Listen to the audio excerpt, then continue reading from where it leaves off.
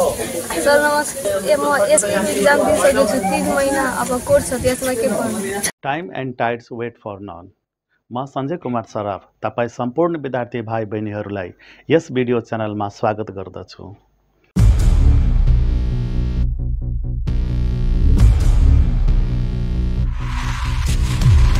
SEE दिई बसिरहनुभएका सम्पूर्ण विद्यार्थी भाइ बहिनीहरूको लागि यो भिडियो धेरै महत्त्वपूर्ण हुनेछ। एसईई दिई बसिरहनुभएका विद्यार्थी भाइ बहिनीहरू, तपाईहरूको हातमा करिब 3 महिनाको समय छ। यो 3 महिनालाई तपाईँ कसरी सदुपयोग गर्नुहुनेछ त्यो सम्बन्धी नै यो भिडियो रहेको छ। तपाईँ यो भिडियोको अन्तसम्म हेर्दै जानुहोस्। तपाईको धेरै प्रश्नहरूको उत्तर यस भिडियोमा पाइनेछ।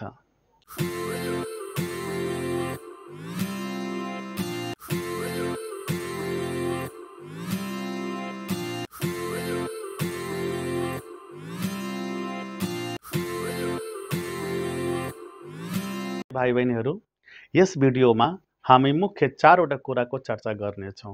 नम्बर 1, एसईई अपियर्ड स्टुडेन्टको लागि बजारमा अहिले के कस्ता कोर्सहरू उपलब्ध छन्।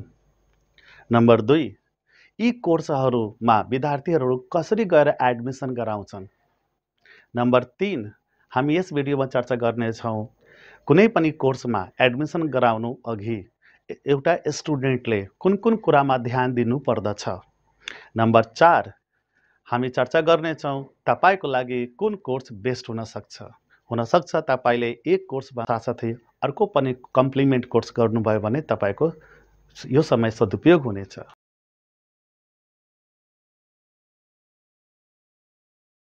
हाल बजारमा उपलब्ध भएका केही प्रमुख कोर्सहरू यस प्रकारका छन्।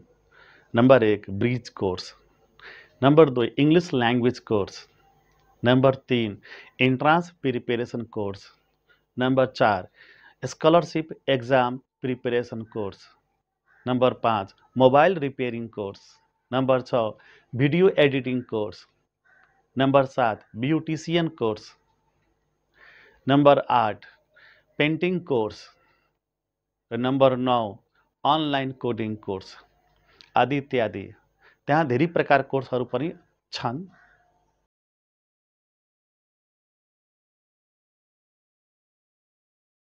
ल अब हामी चर्चा गर्दैछौँ कुनै पनि स्टुडेन्टले कुनै कोर्स कसरी रोज्ने गर्दछ।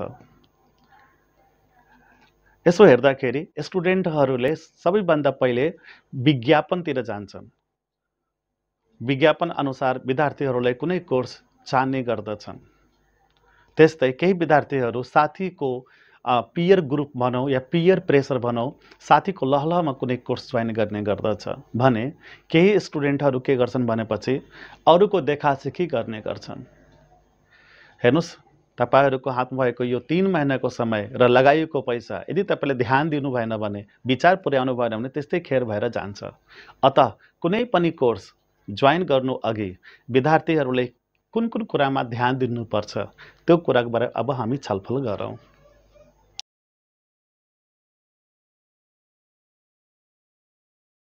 भाइ बहिनीहरू, कुनै पनि कोर्स जोइन गर्नु अघि तपाईले जान्नै पर्ने प्रमुख कुराहरू के छन् त?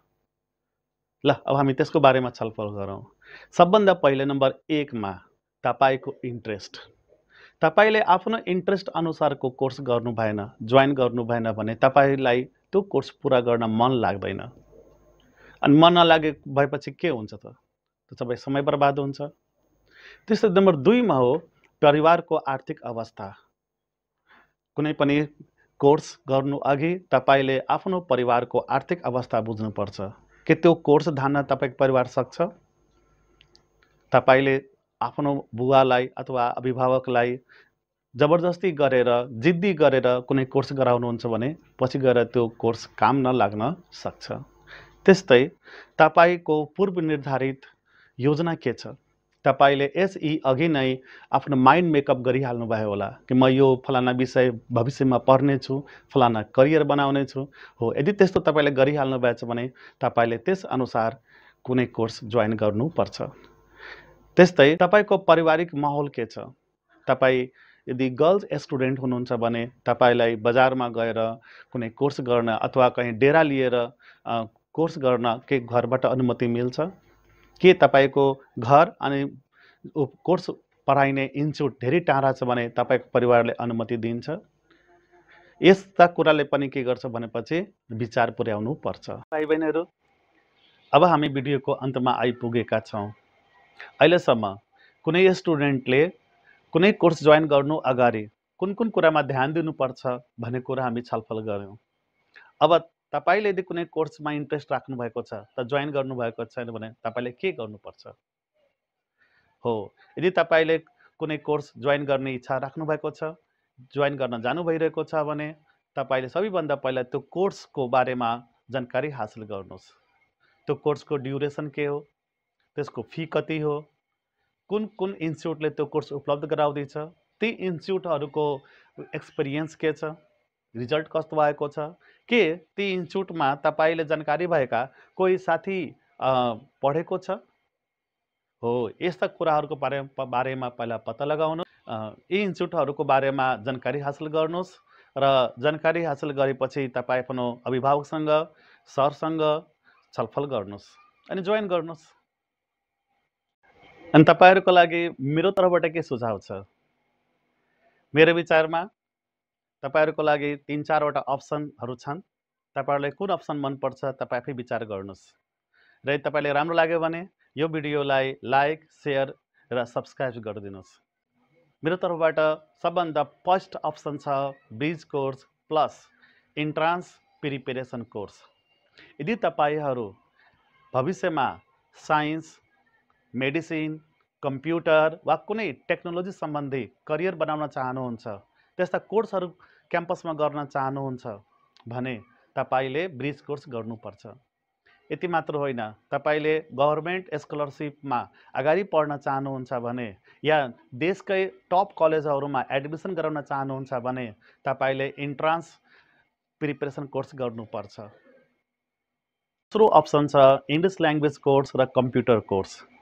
यदि तपाईँले साइन्ससँग सम्बन्धित कुनै पनि फिल्डमा जानु छैन भने त्यस साइन्स बाहेक एजुकेसन, ल, आर्ट या कमर्समा जानु छ भने तपाईँले कम्प्युटर र ल्याङ्ग्वेज कोर्स गर्नुपर्छ। इङ्ग्लिस ल्याङ्ग्वेज कोर्स र कम्प्युटर कोर्सको धेरै महत्त्व छ, तपाईँलाई थाहा छँदैछ। लोकसेवा आयोग, शिक्षक सेवा आयोग, त्यस्तै प्राइभेट फर्महरूमा इन्टरभ्यू दिनको लागि र काम गर्नको लागि इङ्ग्लिस ल्याङ्ग्वेज र कम्प्युटर कोर्सको धेरै महत्त्व छ, धेरै डिमान्ड छ। अत तपाईँले यो 3 महिनामा तपाईँसँग उपलब्ध भएका इङ्ग्लिस ल्याङ्ग्वेज कोर्स र कम्प्युटर कोर्स गर्नुहोस्। इङ्ग्लिस ल्याङ्ग्वेज कोर्समा विभिन्न लेभलहरू छन्। तपाईँ यदि गभर्मेन्ट स्कुलका हुनुहुन्छ भने तपाईँ इङ्ग्लिस ल्याङ्ग्वेजको बेसिक कोर्स गर्नुहोस्। यदि प्राइभेट बोर्डिङ स्कुलका हुनुहुन्छ भने तपाईँको यदि इङ्ग्लिस ल्याङ्ग्वेज राम्रो छ भने तपाईँ एडभान्स बेसिक सिक्नुहोस्। त्यस्तै कम्प्युटरमा पनि यदि तपाईँले कम्प्युटरको बेसिक आउँछ भने आफ्नो इन्ट्रेस्ट अनुसार accounting package, designing course, hardware, software, AI यस्ता विभिन्न प्याकेजहरू छन् जुन तपाईँ 2 महिना 3 महिनामा पुरा गर्न सक्नुहुन्छ। त्यस्ता कोर्सहरू गर्नुहोस्। अब हाम्रो तेस्रो अप्सन छ mobile repairing course plus computer course plus English language. तपाईँलाई थाहा छँदैछ अहिले प्रत्येकजनाको हातमा मोबाइल रहेको छ। यो मोबाइल बिग्रिने गर्दछ र यसलाई बनाउनको लागि त मिस्त्री चाहिन्छ। यति मात्र होइन, तपाईँको यदि यसमा इन्ट्रेस्ट छ भने तपाईँले दोकान थपेर पनि भविष्यमा योसँग सम्बन्धित काम गर्न सक्नुहुन्छ। अत आफ्नो खुट्टामा उभिन चाहनुहुन्छ भने तपाईँले mobile repairing course plus computer र बेसिक इङ्ग्लिस ल्याङ्ग्वेज कोर्स गरे राम्रो हुन्छ। हाम्रो चौथो अप्सन छ रिभाइजिङ कोर्स। यो रिभाइजिङ कोर्स के हो त? यो ट्युसन कोर्स हो। तपाईँले एसईमा कुनै सब्जेक्ट बिगार्नु भएको छ, तपाईँलाई लाग्दैछ कि त्यसमा लोवर ग्रेड आउँदैछ भने तपाईँ यो 3 महिनामा त्यो कोर्ससँग सम्बन्धित ट्युसन पढ्नुहोस्। यसको साथै तपाईँ कम्प्युटरको बेसिक र इङ्ग्लिस ल्याङ्ग्वेज कोर्स पनि गर्न सक्नुहुन्छ। Thank you very much for watching this videos. If you found this videos useful to you, please comment on it as well as like, share and subscribe this channel. I will bring another similar videos. Till then, goodbye, take care and utilize your time properly. Once again, thank you.